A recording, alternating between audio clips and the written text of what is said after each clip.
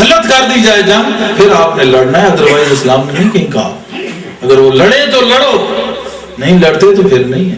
تو اسلام تو یوں پھیلا، پورا خانوادہ لے کے آگے، اس کو کسی نے دعوت دی، اس نے فقط یہ کہا کہ اندر چوری نہیں کروں گا۔ تو پتہ یہ چلا کہ ایک نگاہ پڑے تو فوراً دنیا روشن ہو جاتی ہے، ایک نگاہ پڑے تو آنکھیں چلی جاتی ہیں، جب دوبارہ نگاہ پڑے تو آنکھیں جب آتی ہیں تو ساتھ ایمان کو لے کے آتی ہیں۔ پہلے آنکھیں چلی گئیں، جب دوبارہ آئیں تو ایمان کو لیتے آئیں، نہ بلکہ اس کا، بلکہ ان آنکھوں کو جس نے دیکھا پورا گھرانہ مسلمان ہو گیا۔ آتے انہوں نے کلمہ طیبہ پڑھا، لا الہ الا اللہ محمد رسول اللہ، اللہم صلی علی سیدنا محمد علیہ وسلم۔ تو پھر آپ نے کیا کیا کہ اس نے جو ہے اسلام جب قبول کیا، اور ان کا نام پھر جو ہے انہوں نے عبداللہ رکھا اس بندے کا۔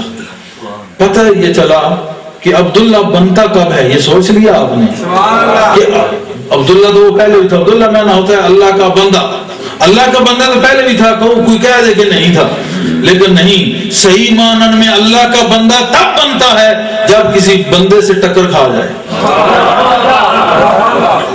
جب بندہ مل گیا تو وہ عبداللہ تب اللہ کا بندہ بنا، اس سے پہلے کوئی چیز تھا ہی نہیں، پتہ نہیں کیا تھا۔ تو کفر میں اسلام میں آیا، اور اسلام میں جب آیا تو اللہ کا بندہ بن گیا، لیکن کسی بندے کے تھرو بنا، آج خود نہیں بندہ بنا کبھی، نہ وہ بن سکتا تھا۔ تو ان کے ہاں پھر ہجری کی 569 ہجری میں اسی قصبہ کوتوالیہ کوٹے والا، اس میں حضرت بابا فرید الدین گنج شکر، حضرت بی بی کرسم خاتون جو تھی، انہی کے گھر آپ جو ہے وہ پیدا ہوئے۔ اب آپ خود اندازہ لگائیں کہ ان کے آنے سے پہلے ان کی والدہ کا یہ عالم کہ نگاہ اٹھنے سے ظاہری آنکھیں چلی گئیں اور باطنی آنکھیں عطا کر دی۔ پھر آپ کی تعلیم و تربیت وہاں ہی ابتدائی طور پہ ہوئی۔ سید نذیر احمد صاحب تھے، 11 برس کی عمر میں ان سے قرآن شریف حفظ کر لیا۔ اللہ کے بندوں کے کام دیکھے نا کہ کتنے کم وقت میں کہاں اور کیا کیا۔ آج یہ مسئلہ ہوتا ہے کہ فوراً آیا تو یہ سمجھتا ہے کہ میں دوسرے دن شاید شہباز بن جاؤں گا، نہیں، شہباز بننے کے لیے ہر کام سے باز رہنا پڑتا ہے۔ شہباز بننے کے لیے ہر کام سے باز رہنا پڑتا ہے، پھر وہ شہباز بنتا ہے۔ ایسے نہیں دوسرے دن چھلانگ لگائے اوپر سے گرے گا ہڈیاں ٹوٹ جائیں گی۔ دیکھیں 11 برس میں قرآن پاک حفظ کیا، والدہ کے ہمراہ بچپن میں حج کی سعادت حاصل کی۔ پھر ملتان میں مولانا منہاج الدین صاحب تھے، اس وقت مسجد میں تعلیم دیتے تھے، تو انہوں نے ان کی بہت تعریف کی، اور 18 سال کے بھی نہیں تھے اور آپ کی ذہانت اور علم و شہرت کے ڈنگ کے ہر طرف بج گئے تھے کہ اتنا ذہین لڑکا اس عمر میں اس نے کیا کمال کر دیا۔ مسجد میں بیٹھے ہیں اور فقہ حنفی کی کتاب ہوتی ہے نافع، وہ پڑھ رہے ہیں اور خواجہ بختیار کاکی آ جاتے ہیں۔ اب یہاں پہ جو ہے نا یہ لو سٹوری شروع ہو گئی، یہ دو دلوں کی داستان یہاں سے شروع ہوئی۔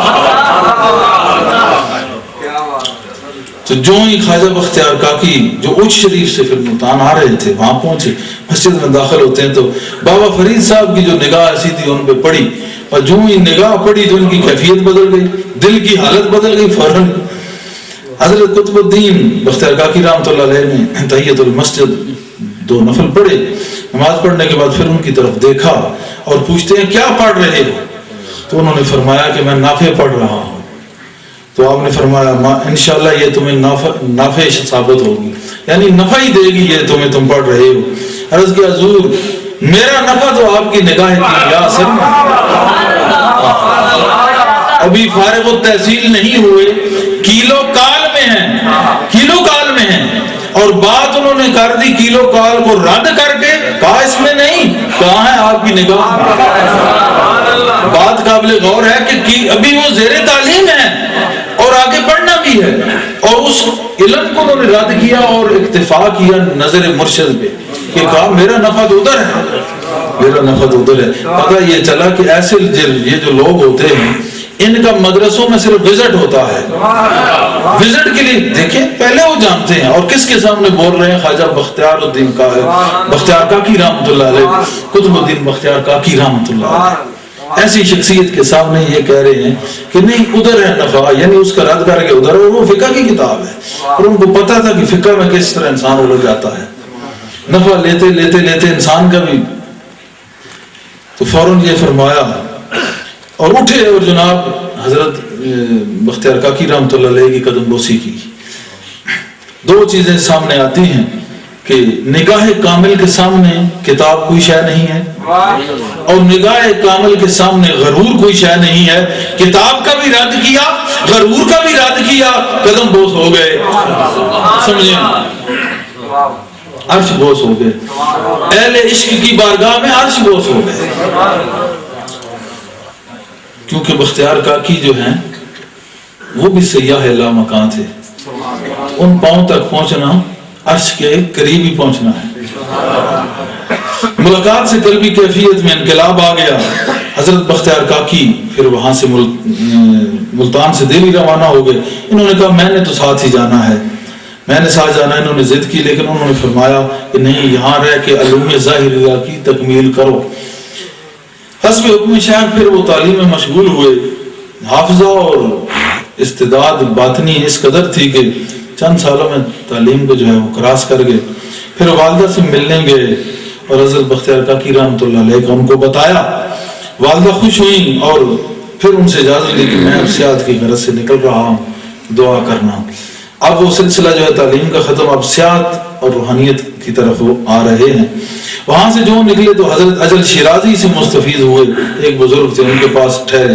یہ آپ دیکھتے جانا کہ فقراء کا کیا نظام اور کیا طریقہ، کہ یہ فیض جو ہے نا، یہ ایسے مل جانا یہ بڑا عجیب مسئلہ ہے کہ اللہ پاک جسے چاہے عطا تو کر دے، چاہے ایک لمحے میں، لیکن اس کو لینے کے لیے انسان کو کتنے پاپڑ بیلنے پڑتے ہیں اور کس طرح یہ حقیقتوں کی حقیقت سمجھ میں آتی ہے۔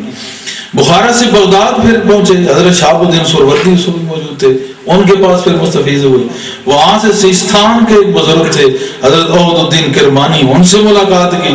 پھر سیستان سے بدخشان چلے گئے، وہاں حضرت ذوالنون مصری کے ایک مرید تھے حضرت عبدالواحد، ان سے جا کے ملے۔ پھر وہاں سے چشت کا رخ کیا، پھر وہاں سے حضرت خواجہ ابو یوسف چشتی کے مزار پہ جا حاضری دی۔